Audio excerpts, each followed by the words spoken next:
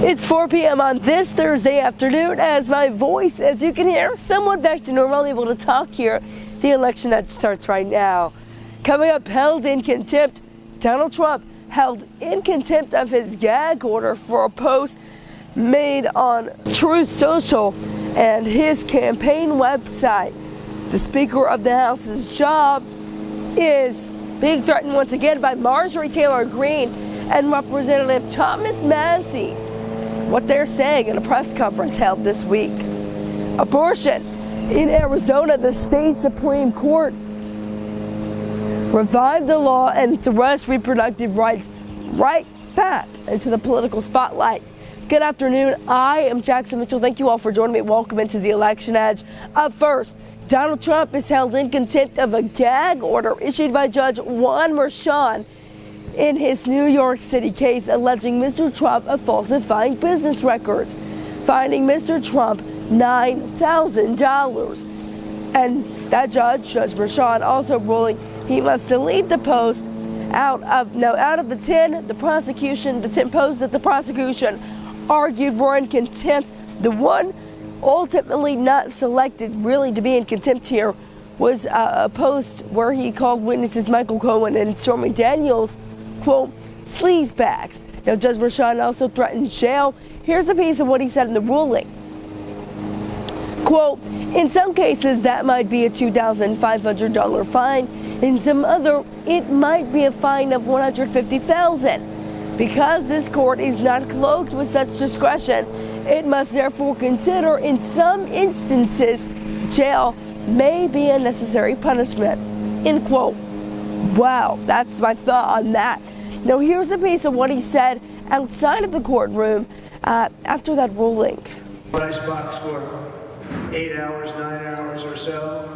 They took me off the campaign trail, but the good news is my poll numbers are the highest they've ever been, so at least we're getting the word out. And everybody knows this trial is a scam. It's a scam. The judge should be recused, and he should recuse himself today. It's the most recusable judge I've been. It's called recusal abuse, and he should recuse himself today. And maybe he will. Maybe he will. Maybe he'll do the right thing. But really, more importantly than the recusal, he should terminate the case today. The judge should terminate the case because they have no case. As Jonathan Turley said, as all of them said, every single one of them, Dershowitz, McCarthy, everyone, Greg Jarrett, Mark Levin, they all said this case should be ended immediately. This case is over. It should be ended immediately. And many of them are not fans of mine, but they want to do the right thing for the country. So I appreciate you being here. Thank you very much. And I'm going to go into the icebox now and sit for about 8 hours or 9 hours. I'd much rather be in Georgia.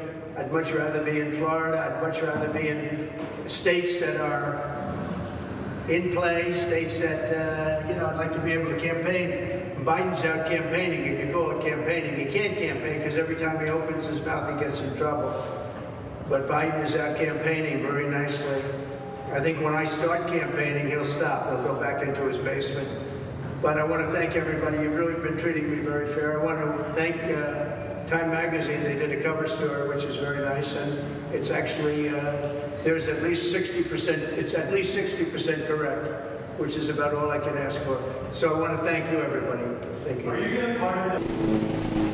And moving on now, Republican Representative Marjorie Taylor Greene is continuing her push to vacate Speaker Mike Johnson in the House of Representatives. Her and Representative Thomas Massie, both Republicans, held a press conference in Washington earlier this week, saying a motion would be brought to the floor this coming week. Listen in. I'm not into personal attacks. That's not why I'm doing this. This has nothing to do with Mike Johnson as a person. But this is about his job performance, and I believe in accountability.